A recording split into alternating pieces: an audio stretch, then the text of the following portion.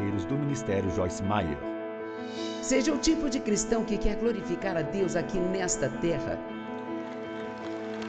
e que você quer que sua vida faça com que outras pessoas queiram ter o que você tem.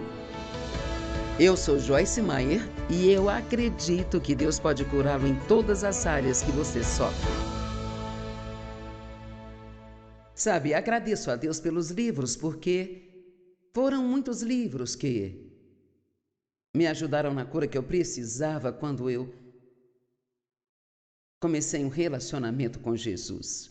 E um desses livros foi... Eu li muitos livros antigos, muitos que foram escritos nos séculos XVI e XVII e, sabe, as pessoas naquela época tinham um relacionamento, uma atitude para com Deus diferente do cristianismo moderno. Nós olhamos para Deus como se Ele estivesse lá para nos dar tudo o que queremos e resolver nossos problemas, mas eles não encaravam desta forma. Eles queriam viver uma vida santa e falavam muito das coisas que estou falando hoje, como morrer para si mesmo. E um dos livros que eu li se chamava Morrendo para Viver, e esse é o título da minha mensagem hoje. Eu adoraria ter dado esse nome a um dos meus livros, mas temi que ninguém o comprasse porque não é um título muito empolgante.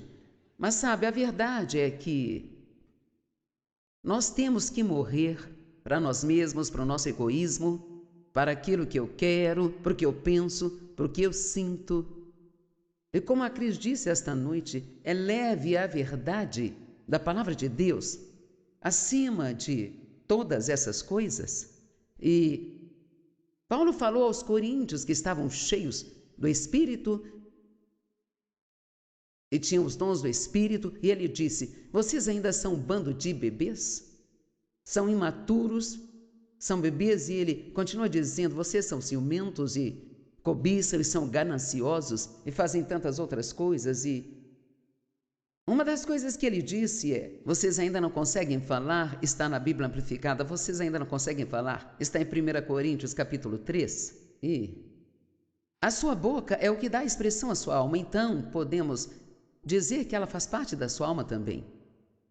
E você pode localizar onde está espiritualmente, localizar onde outras pessoas estão espiritualmente, apenas ouvindo o que elas dizem. E quando você encontra alguém que está sempre reclamando, é alguém que não está confiando em Deus. Quando encontra alguém que está sempre fofocando sobre os outros, é alguém que não está andando em amor. E você precisa se proteger e escolher pessoas para estar por perto.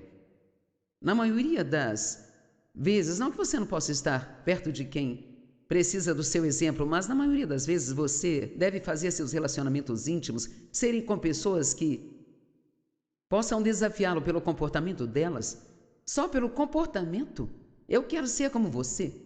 Se aproxime daquelas que são como você quer ser, não das que são como você era. Amém? Então,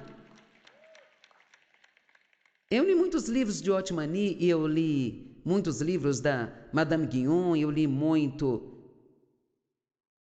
Provavelmente eu li tudo da biblioteca de Andy Murray. Eu li coisas sobre obediência e coisas que me ajudaram a crescer, e me incomoda que as pessoas hoje busquem só as coisas que vão lhes dar algo em vez de buscar coisas que vão ajudá-las a ser o que Jesus a chamou para ser. E a Priscila disse isso tão bem esta manhã: Jesus realmente está voltando. Não é apenas algo que dizemos, Ele está voltando. E muitas das profecias do Antigo Testamento já foram cumpridas. Acho que restam apenas 30. Ouvi recentemente que faltam apenas 30 para serem cumpridas. Estão se movendo muito rápido em nosso mundo hoje. E então não sei se Jesus voltará na época nossa, mas não vai demorar muito. E Ele vai voltar. E vamos ser solicitados a prestar contas. Romanos disse que todo homem ficará diante de Deus e prestará contas de sua vida. Agora, isso não está falando sobre sua salvação. Você é salvo pela graça, não por suas obras, mas suas obras lhe darão recompensas quando chegar ao céu. A Bíblia fala muito sobre as recompensas que estarão esperando por nós quando chegarmos ao céu, ou nós podemos estragar tudo e não ter nenhuma recompensa? Bem, eu não pretendo passar minha vida inteira fazendo isso apenas para chegar lá e ainda ter que ficar no jardim de infância, tentando crescer espiritualmente. Eu gostaria de ter um bom encontro com Moisés e José e, sabe, alguns daqueles grandes caras. Talvez eu pregue com Jesus algum dia lá. Isto seria muito bom. As coisas das quais estou falando nestes dias não são necessariamente muito fáceis de se ouvir. Não são o tipo de coisa que as pessoas gritam e aplaudem, mas se você não ouvi-las, você nunca gritará e baterá palmas. Nunca acabará sendo realmente feliz. Porque enquanto permanecermos mundanos e carnais, nós não agradaremos a Deus. Isso não quer dizer que Ele não nos ame, mas a maneira como nós estamos vivendo não pode agradar a Deus. Por 2 vezes, o Pai falou do céu, falando a respeito de Jesus. Este é o meu Filho amado em quem eu me comprazo.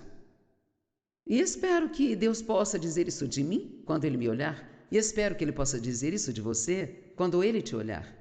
E cada um de nós tem que tomar sua própria decisão. Você não pode simplesmente fazer o que seus amigos estão fazendo. Não pode simplesmente fazer o que os seus familiares estão fazendo. Você não pode simplesmente fazer o que até mesmo seu pastor faz às vezes.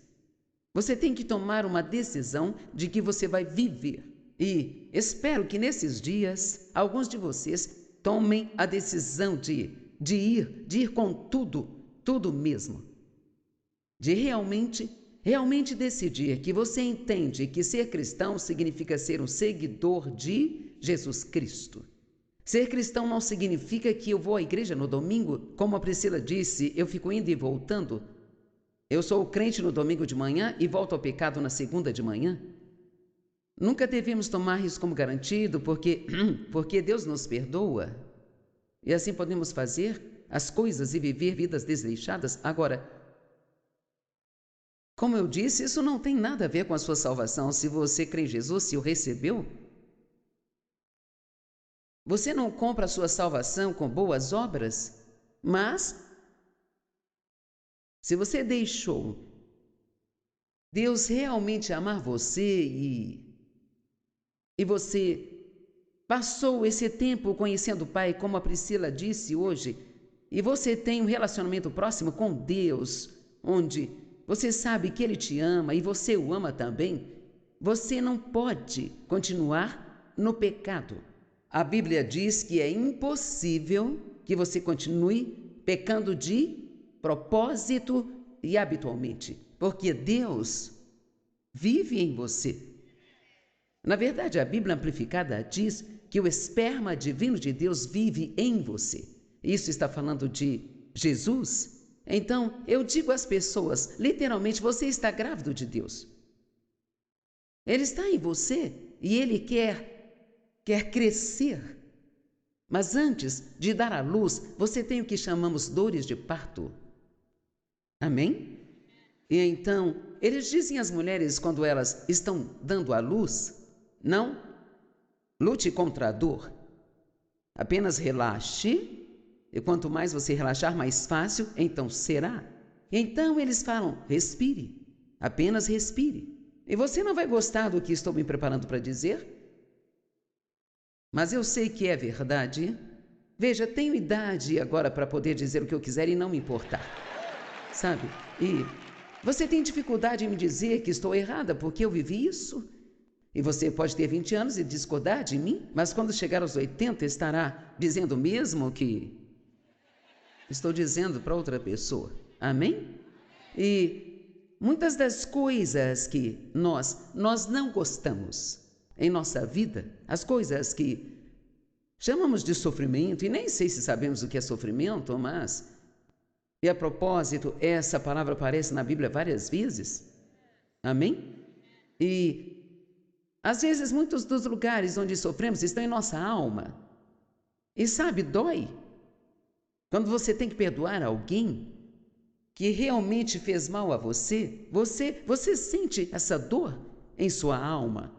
Mas em vez de lutar contra isso, apenas respire, relaxe, entenda que essa dor está fazendo um trabalho em você.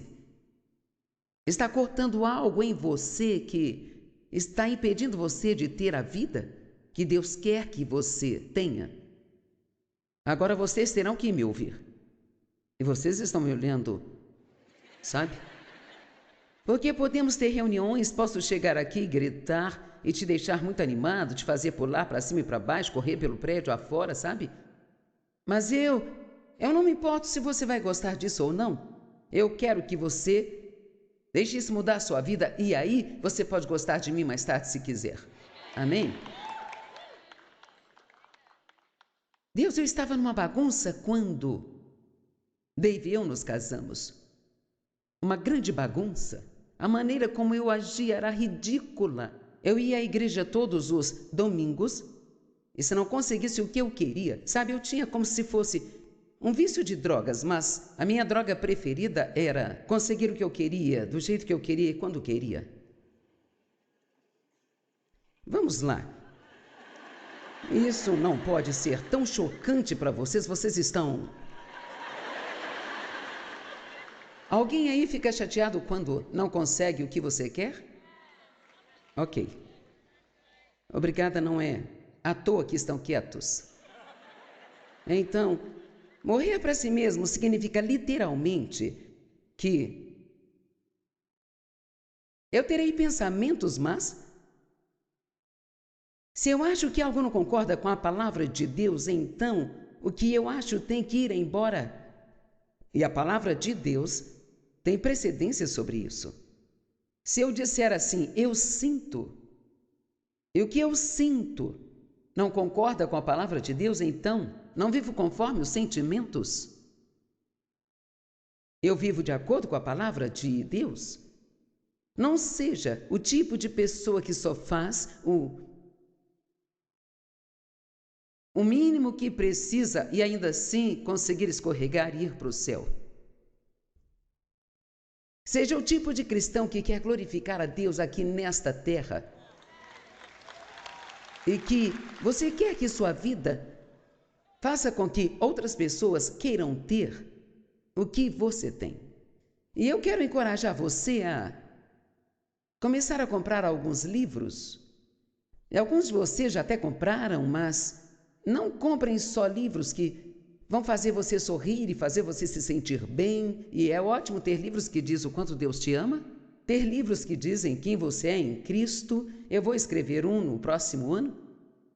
Porque você é uma obra-prima de Deus e se você sabe quem você é em Cristo, então você pode receber toda a correção que Deus quer lhe dar, porque você já sabe que você é amado e que Ele nunca desistirá de você.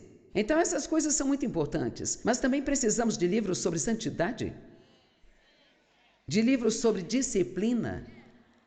Vamos lá. Precisamos ler livros sobre domínio próprio. Precisamos de livros sobre o fruto do Espírito. Precisamos ler livros sobre obediência e sobre morrer para si mesmo. Eu tenho feito isso há muito tempo, então posso dizer onde nossa congregação está agora com o que estou pregando. Posso te dizer sem querer te insultar, mas realmente posso dizer que muitas pessoas neste lugar aqui nunca pensaram muito sobre o egoísmo como sendo um problema.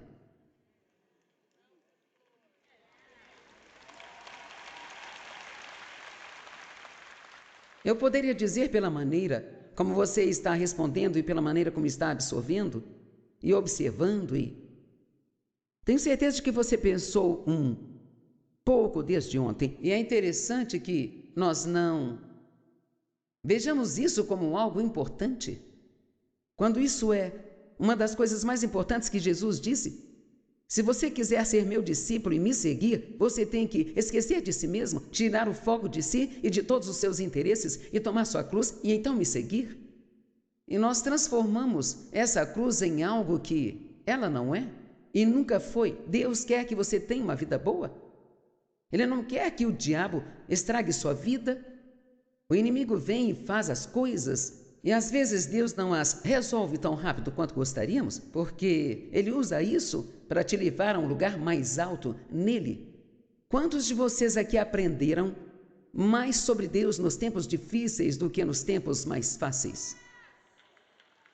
Quantos se aproximaram mais de Deus nos momentos difíceis de sua vida do que nos momentos fáceis? Então, se esse for o caso, por que lutamos tanto contra esses tempos e por que nós os odiamos tanto? Por que não podemos só aprender que algo de bom sairá disso? Isso vai cooperar para o bem na minha vida? Então, Deus, eu vou respirar, vou seguir em frente e estou pedindo para você usar isso para o seu propósito e para fazer o que quiser fazer em mim. Nós temos que parar de fugir de tudo aquilo que é difícil. Nós temos que parar de fugir de tudo aquilo que dói e confiar em Deus. Que aconteça o que acontecer em sua vida, Ele te ama e vai trabalhar para o seu bem e isso só vai fazer de você uma pessoa melhor. Amém? Tudo bem. Gálatas 2:20. Paulo disse: estou crucificado com Cristo. Compartilhei da sua crucificação nele. Já não sou mais eu quem vive, mas Cristo Messias vive em mim. E a vida que agora vivo no corpo, vivo pela fé nele, pela adesão e segurança e total confiança no Filho de Deus, que me amou, o qual se entregou por mim. Então esta escritura que muitos de vocês conhecem tão bem, está falando exatamente sobre o que eu estou falando aqui nesses dias, sabe? Mas de alguma forma lemos isso, eu não sei se achamos bom que Paulo tenha morrido para si mesmo, mas isso é algo que precisamos aplicar em nossas vidas. Então eu quero garantir que tudo o que eu estou dizendo, eu posso apoiar nas escrituras. Porque direi coisas que vocês ficarão. O eu é a minha carne. Esse eu. Agora há um novo eu dentro de você, mas o eu do qual ele fala aqui é sua carne. E sua carne é composta de seu corpo carnal, é qualquer parte de sua alma que você ainda não entregou a Deus. Veja, talvez você tenha meu livro Campo de Batalha da Mente, então você tenha limpado um pouco o seu pensamento, mas talvez ainda tenha pensamentos ruins sobre as pessoas. Talvez você tenha uma massoterapeuta que não te agradece.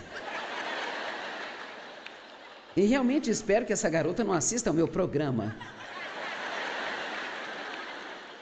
Porque se ela assistir, ela pode cancelar minha consulta, sabe? Você tem que entender isso, porque a Bíblia fala sobre a carne e o espírito luta contra a carne luta contra o espírito. A parte carnal em nós que ainda não morreu para si mesma, lutará contra o que o espírito tenta te guiar a fazer. E você tem que estar disposto a seguir com Deus e dizer não para si mesmo. Você consegue dizer não para si mesmo? Sabe se eu comer uma batatinha, eu tenho que comer o pacote inteiro. Agora vamos lá. Você está cheio do Espírito Santo e está me dizendo que você quer repreender o diabo, mas não tem autoridade sobre uma batatinha frita? Não, eu acho que não. Sabe, nós fazemos tantas coisas para nos enganar. Eu me lembro de quando eu não comia nem um pedaço de bolo ou torta, mas eu trancava minha boca. Eu só dava uma mordida. Eu não comi nenhuma torta. Então, quando eu estava lavando a louça, eu dava outra mordida. Um pouco mais tarde, dava outra mordida e eu acabava comendo 3 pedaços de torta. Mas eu não comi torta. Sua carne gosta de enganar você e fazê-lo pensar que você está indo bem quando não está. Então o eu é minha carne, meu corpo e a parte da minha alma que não foi crucificada e entregue a Cristo para o seu uso, sabe? Isso vem em etapas, não é algo que você fará de uma só vez, posso garantir. Isso é uma coisa crescente e você vai crescer por estar nesta conferência, mas não significa que você não precisará, talvez, vir em Santo Antônio no próximo ano, porque, sabe, eu posso pregar essa mensagem 400 vezes, você nunca saberá o que vou dizer. Meu filho Dave costumava ficar no sonho em nossas conferências quando eles eram bem pequenos. E numa noite eu entrei e ele disse: como vamos falar sobre crucificar sua carne hoje, mãe? Porque, honestamente, todos nós temos um chamado diferente em nossa vida. E o chamado da minha, eu amo ver as pessoas serem salvas, mas eu não sou uma evangelista como a Cris Kane é uma evangelista. Eu sou uma professora. E meu objetivo é te ensinar a crescer e a amadurecer espiritualmente para que você possa ter e desfrutar de tudo que Jesus morreu para te dar.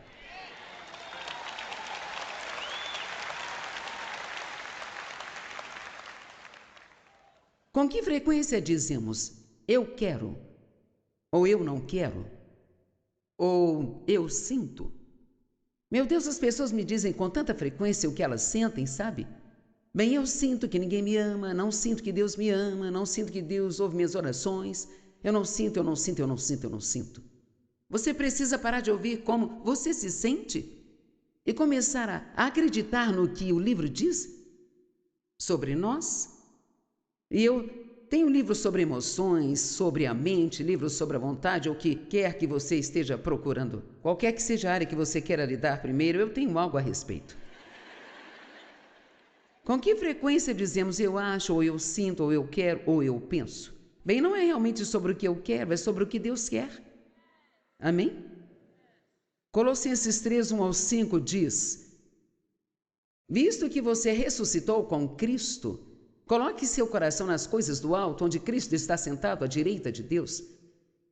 Coloque sua mente nas coisas do alto, não nas coisas terrenas, pois você morreu e sua vida agora está escondida com Cristo em Deus. Quando Cristo, que é a sua vida, se manifestar, então você também se manifestará com Ele em glória. Mas ouça o que diz na Bíblia Amplificada.